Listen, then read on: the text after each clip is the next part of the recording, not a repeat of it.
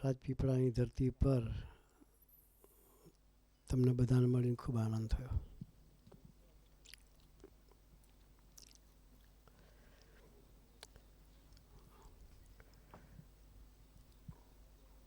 સુરત સ્વામીએ અને ગુરુપ્રસાદ સ્વામીએ આપણને સરસ ગોષ્ઠી કરી.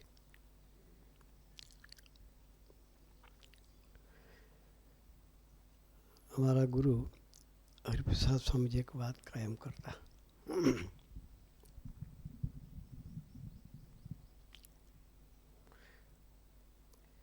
સંતની ક્યાં જરૂર છે.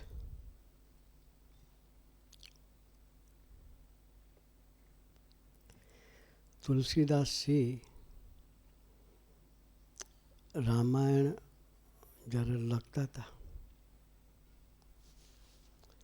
કોઈ બી શાસ્ત્ર લખાય તો એને છેલ્લે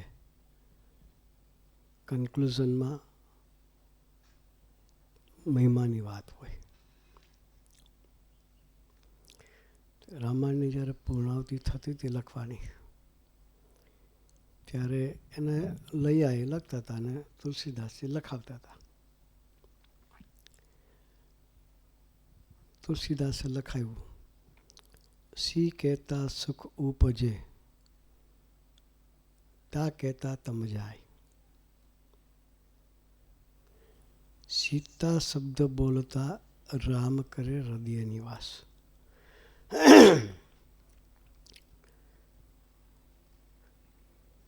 સીતા શબ્દનો કેટલો મહિમા છે.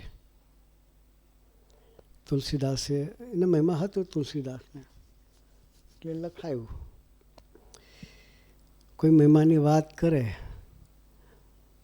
એને મહિમા છે એટલે વાત કરે, પણ જેને ન હોય એને એ વાત પચે નહીં. એટલે લઈયો લખતો હતો, તુલસીદાસજી લખાવતા હતા. એ દિલથી મહિમા સમજતા હતા તુલસીદાસજી. એટલે લખાયું કે સી કહેતા સુખ ઉપજે ને તા કહેતા તમ જાય. ખાલી સી એક જ અક્ષર બોલે તો હૈયાનો છે સુખની અનુભૂતિ થાય. ને સીતા આખો શબ્દ બોલે તો અંધકારમાં જે બેઠા છીએ એ અંધકાર દૂર થાય. એટલે લઈએ લખ્યું તો ખરું, પણ એક સંશય સાથે કે આ તુલસીદાસજીએ લખાયું પણ મને કોઈ એવી અનુભૂતિ નથી. લયા ખોટા નહોતા, ત્યાં તુલસીદાસ બી ખોટા નહોતા, બંને સાચા.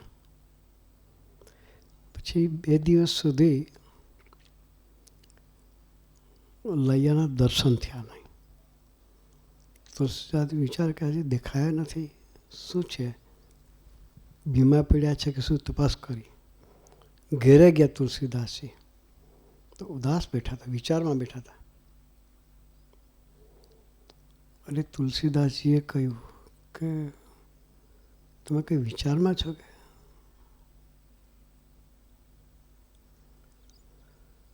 તો કે હા. કે તો શું વિચાર કરો કે તમે આ જે વાક્ય લખાયું મારા મગજમાં ઉતરતું નથી. શું કહ્યું? મારા મગજમાં ઉતરતું નથી. તમે સીતા શબ્દોનો એટલું બધું મહિમાનું દર્શન કર્યું કે સી એક જ અક્ષર બોલતા સુખ ઉપજે કે તા કહેતા તમ જાય. કે અંધકાર ખાલી તા શબ્દ બોલે, તા અક્ષર, તો હૈયાના વિશે રહેલો અંધકાર ટળી જાય. ને આખો શબ્દ બોલે તો રામ હૃદય નિવાસ કરે. કે હું સીતારામ સીતારામ સીતારામ સીતારામ લખીને થાક્યો છું. મને કોઈ એવી અનુભૂતિ થઈ નથી. ત્યારે તુલસીદાસજી કહે છે કે હજુ ગુરુ આપણે આગળ લખવાનું બાકી છે. શું કે આપણે હજુ આગળ લખવાનું બાકી છે. કે તું ઉતાર ના કરીશ. કે પછી એની આગલી કડી લખાય. રામ મિલન કે કારણે જોતું ભયો ઉદાસ. એને કહ્યું કે સીતા શબ્દ બોલતા રામ હૃદય નિવાસ કરે, તો કે રામના મિલન માટે જો તું ઉદાસ થયો હોય, રામ મિલન કે કારણે જો તું ભયો ઉદાસ, તુલસી સંગત શોધી લે રામજીનો કી પાસ. કે તું એવી સંગત શોધી લે કે જેને રામને રાખ્યા હોય.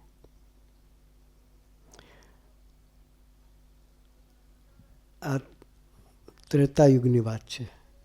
એટલે રામચંદ્રજી આવ્યા ત્રેતાયુગમાં. એ પછી આવ્યો દ્વાપર યુગ, એમાં કૃષ્ણ પરમાત્મા આવ્યા. અત્યારે કળિયુગ ચાલે છે. આપણે બોલીએ કળિયુગ, દ્વાપર, ત્રેતા અને સતયુગ. પણ એ સતયુગ કેટલો મોટો છે, દ્વાપર યુગ કેટલો મોટો છે, ત્રેતાયુગ ને કળિયુગ, અત્યારે કળિયુગ ચાલે છે, એ કળિયુગ 4,32,000 વર્ષનો છે. કેટલો? હજુ તો કળિયુગની શરૂઆત છે. કૃષ્ણ પરમાત્મા ધરતી પર હતા ત્યારે દ્વાપર યુગ ચાલતો હતો. કૃષ્ણ પરમાત્મા ધરતી પરથી ગયા ત્યાર પછી કળિયુગની શરૂઆત થઈ.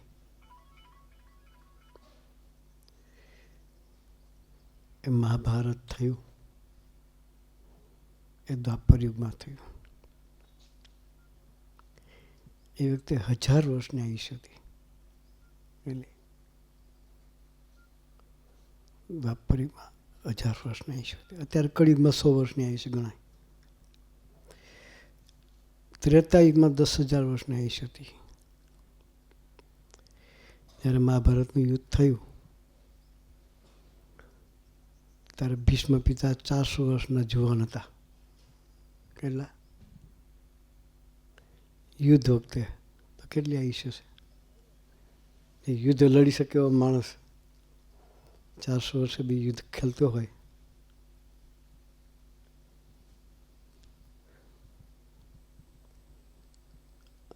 એટલે તુલસીદાસે લખ્યું કે જીવનમાં એવા સંત જોઈએ કે જેને ભગવાનને રાખ્યા હોય. એ મળે તો આપણા હૈયામાં રહેલો અંધકાર એ ટળે. બાકી અંધકાર ટળે નહીં. અંધકાર એટલે શું? અજ્ઞાન અવસ્થા. અજ્ઞાન અવસ્થા શું? તો કે શું કરવાયા છે અને શું થાય છે. ભગવાને આપણને ધરતી પર મોકલ્યા છે. સંસારમાં છીએ એવી વાતો કરવું પડે. એ આપણું અંતિમ ધ્યેય નથી. ઘર સંસાર ચલાવવો પડે.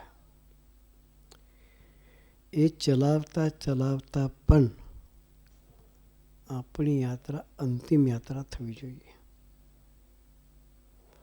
આપણો સંબંધ પ્રભુ સાથેનો થવો જોઈએ, વધવો જોઈએ. એ આપણું ધ્યેય છે. અંબરીશ રાજા હતા. ગુરુહરિ સ્વામીજી ઘણી વાત કરતા. રાજા અંબરીશ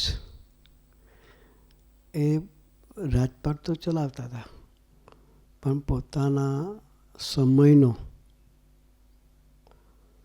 3/4 પાર્ટ સત્સંગ, ભક્તિ, પોતાની આત્માની યાત્રા ભગવાન તરફ ચાલે એના માટે કાઢતા હતા. કેટલો? 3/4 પાર્ટ.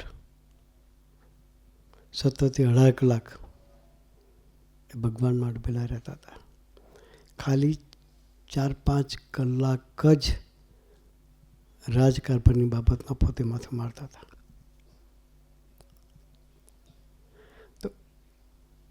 તો એ જો ત્યાં રહીને રાજપાટ ચલાવી શકતા હોય 3-4 કલાકમાં, આપણે કઈ રાજ એના જેટલું મોટું છે.